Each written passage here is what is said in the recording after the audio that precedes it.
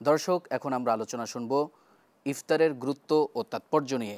এ বিষয়ে আমাদের সামনে আলোচনা পেশ করবেন আলহাজ হজরত মাওলানা আবু জাফর সালেহী, প্রধান মুফাসসির দারুন নাজাত সিদ্দিকিয়া কামিল মাদ্রাসা। ধন্যবাদ। চমৎকার একটি বিষয় অবতারণা করার জন্য।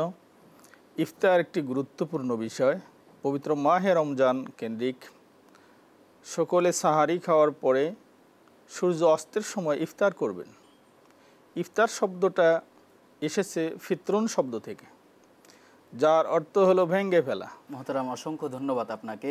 আমরা চলে যাচ্ছি ডক্টর আনোয়ার হোসাইন মোল্লা আপনার কাছে। সাহরির তাৎপর্য নিয়ে আপনি বলছিলেন। জি জি জি, আমরা যেটা বলেছিলাম, এই সাহারি তো শেষ রাতে আমরা যে খাবারটা গ্রহণ করব, তো এই বিষয়ে কয়েকটা দিক আমাদের অবশ্যই খেয়াল রাখতে হবে।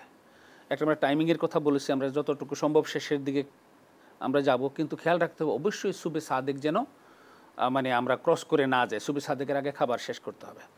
আরেকটা বিষয় খেয়াল রাখতে হবে, সাহারি গ্রহণ করতে হবে হালাল খাদ্য দিয়ে।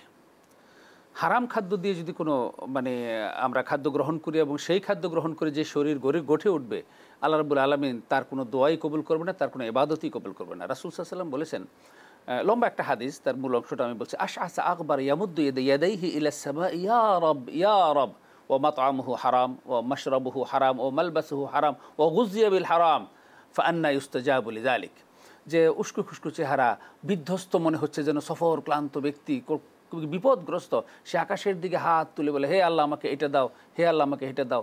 অথচ সে যা খেয়েছে হারাম খেয়েছে, যে পান করেছে হারাম পান করেছে, যে পোশাক পরেছে হারাম অর্থে কেনা পোশাক পরেছে, এমনকি তার দেহ গড়ে উঠেছে হারাম খেয়ে। তো তার দোয়া কি করে আল্লাহ কবুল করবেন? এই জন্য অবশ্যই আমাদের খেয়াল রাখতে হবে, সাহারি যে আমরা গ্রহণ করব সেগুলো যেন অবশ্যই হালাল খাবার হয় এবং হালাল অর্থে ক্রয়কৃত খাবার হয়। দ্বিতীয়, সেটা হলো শরীরের জন্য উপাদেয় হতে হবে। আল্লাহ তাআলা বলেছেন যে কুলু মিম্মা রাযাকনাকুম হালালান তয়্যিবা, দুইটা কন্ডিশন দিয়েছেন, তোমরা হালাল খাদ্য গ্রহণ করো এবং তয়্যিব যেটা তোমাদের শরীরের জন্য উপযোগী, যেটা উপকারী এবং যেটা সুইটেবল, যেটা উত্তম, সেটা তোমরা গ্রহণ করো।